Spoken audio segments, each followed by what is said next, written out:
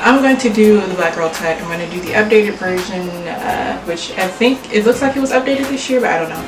Pero vamos a empezar con el video. Number 1, are you natural, relaxed, or texlaxed? I am 100% natural.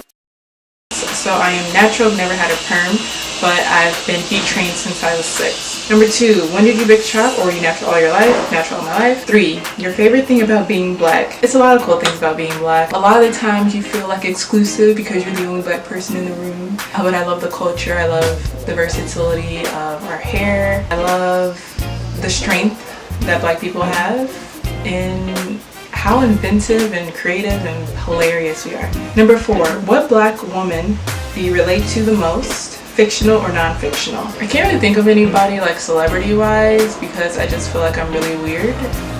Other than my sister, because we come from the same womb, so we're both kind of like, she's not like, I think she's cooler than me, but I can relate to her at least. Number 5, when do you feel your blackest? Around family, friends, or white people? By blackest, do they, I don't really know how to answer that question, because to me, when you're in a room full of people that aren't your race, you obviously feel different. But if you're referring to like the stereotypical, the way black people kind of interact with each other, I would say I'm kind of like that with my really close like cousins. Number 6, box braids or twists? I actually do prefer twists, and just like not Senegalese twist, just like the normal twist, but they do not last a lick. So I put these in my head. I didn't really know what I was doing. I think I'll make a video though about like kind of what I did, or at least how I styled them. If you guys want to see that video, let me know. Number 7, which real housewife of, yo no puedo hablar nunca, cierra, tienes que tranquilízate. Which real housewives of Atlanta do you connect with the most? Past or present? Definitely Cynthia. I don't know, maybe it's because she's a model and she could be like a little ditzy sometimes, but she's still like really dope, and I feel like I'm kind of like her. Number 8, would you or have you ever dated a white guy? I've never dated a white guy. I've had like a white guy friend that I liked, or a friend that I liked. Yeah, girlfriend. Number 9, have you ever been forced to stay up looking for your bonnet before bed? Yeah, I guess. But after like a couple minutes, if I can't find it, then bro, I'm just going to sleep. Number 10, what black celebrity do you look like? So I've gotten Tatiana Ali like all the time. That's why I do my Ashley Banks inspired looks. And I actually never really saw it. Like, I never really thought I looked like her until the other day. I think I had like my bangs curled in my hair, like kind of like really wavy, and I've gotten darker. So I was like, man, I actually do kind of look like her. And I used to get Chanel Iman back in her younger days. You're winning! You're winning at life! You're winning! And that used to just like melt my heart, because I definitely think she looks way better than me. Number 11, who do you hate more? Miley Cyrus, Katy Perry, or Taylor Swift? I actually don't hate any of them, and I actually don't really follow any of them, so I'm kind of indifferent about them. Number 12, what male celebrity do you love to hate? I'm trying to eliminate hate out my vocabulary though, so I'll change the question to which male celebrity do you love to dislike? I miss the old Kanye, straight from the gold Kanye, chop up the soul Kanye, set on his goals Kanye, I hate the new Kanye. Well, celebrities for me is just either I'm a fan of you or I'm indifferent about you. I don't know, like I don't know you personally, you didn't do anything necessarily directly to me most of the time, or like you didn't do any of my friends' bogus, so I don't have a reason to like not like you. Number 13, do you typically have a good or bad time at the hairdresser and why? I think I've always pretty much typically had a good time. The reason I stopped was money. So when my mom said, all right girls, you have to start paying to get your hair done, I said, all right, I'm going to learn how to do it myself. And that's what started my journey of learning how to actually care and do my hair. Number 14, how many combs or brushes have you broken? Maybe 1. Having heat trained hair has made the detangling process super duper easy, so. Number 15, how deep is it for you to let someone see you in your headscarf? So I'm going to assume that's a bonnet because I actually don't wear headscarves. Actually, it's not that deep. If you come to my house and you spend the night, you will see me in my bonnet. So number 16, what's the highest and lowest amount you paid for braids or a weave? I usually pay though an average of $100, $120 for either or. I don't think I've paid more than that. Number 17, do they have your foundation shade at your local drugstore? So fortunately in Barcelona, because it's such a international cosmopolitan city, they actually do carry my shade, but they do not carry the brand that I use, which is Bare Minerals, which sucks. I've gotten a lot darker. I ordered the shade what I think I am, but I think it's still too light. Actually, when I went to the MAC store a few months ago, I don't really think they had my shade available or like in stock. So actually maybe they don't really have that many options here.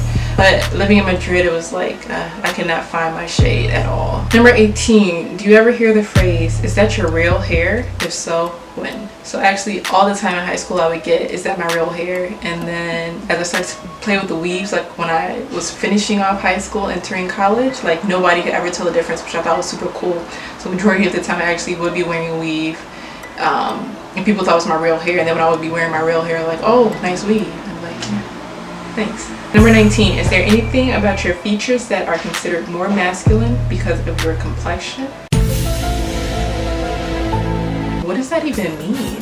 Because of my complexion. Number 20, do you go to a predominantly white or black school? Preschool until 3rd grade I went to, it was like an all black school, but I went to 2 different schools. And then when I got to 4th through 6th grade, it was a predominantly white school. I loved that school. I had such a great time. And then when I went from 7th grade to 8th grade, it was predominantly black. I did my freshman year at one school, it was like kind of mixed. So then I transferred to a different school, and that school was super duper diverse. I want to say it was like around 7,000, 8,000 kids, but it was majority, not majority, but like a big chunk of whites and blacks, and then you had like a few Asians, a few Indians. I really liked my high school, the second high school that I went to. And then when I got to college, majority white and Asian and Indian. When I went to Purdue at the time, I was told that the African American and the Latino community was 1% of the population at our school. So you would go days without seeing a brother. And in the school that I go to here, it's pretty quote unquote international, but it's a lot of Europeans really. You have a few Asians, a couple of Americans, like I think I've met 2 or 3, but yeah, the majority are Europeans. 21, were you always confident in wearing your natural hair? So I actually have not really had the opportunity to wear my natural hair, and if I did, I would not be confident at all because just that heat damage needs to be cut off. But I have worn my hair like out a couple of times in the rod set, and I actually do like it. I get a lot of attention with the rod set though that I don't really like, so I prefer just to kind of have my hair straight and sleek. Number 22, do you have support from anyone while you were transitioning? Never transition really. 23, favorite edge control. Unfortunately, it is that Got To Be gel. It is the only thing that lays my hair down.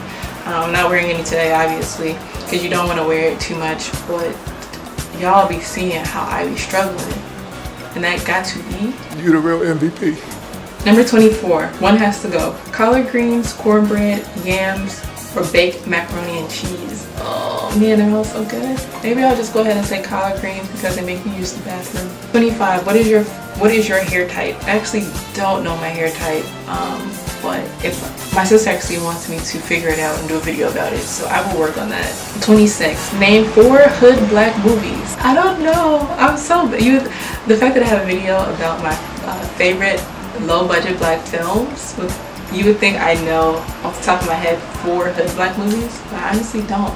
Like I don't watch movies like that. I know there was a movie called Baby Boy that I'm assuming was hood and black. I don't know, but I've never seen it. Love and Basketball, I've seen like bits and parts of it, but I don't really know if that's hood. Like what's considered hood? And number 27, how do you feel about interracial couples? So with interracial relationships, I think they are so beautiful. I would love to be in one. But I know it's tough because you have such different cultures and background, especially when one comes from a whole different country. And just trying to be able to communicate, live life. After a while, it's like a lot of that stuff like clashes, for the most part, at least what I've heard or what I've seen. So people who can make it work and still love each other at the end of it, like kudos. And then you also have like peanut gallery, people judging you and trying to tell you, you know, you're not truly black because you decided to date outside your race. It's kind of like, it has to be tough, but yeah, I'm completely in support of interracial couples. Hope you guys enjoyed the video. Leave a comment below about anything, and until the next video, deuces.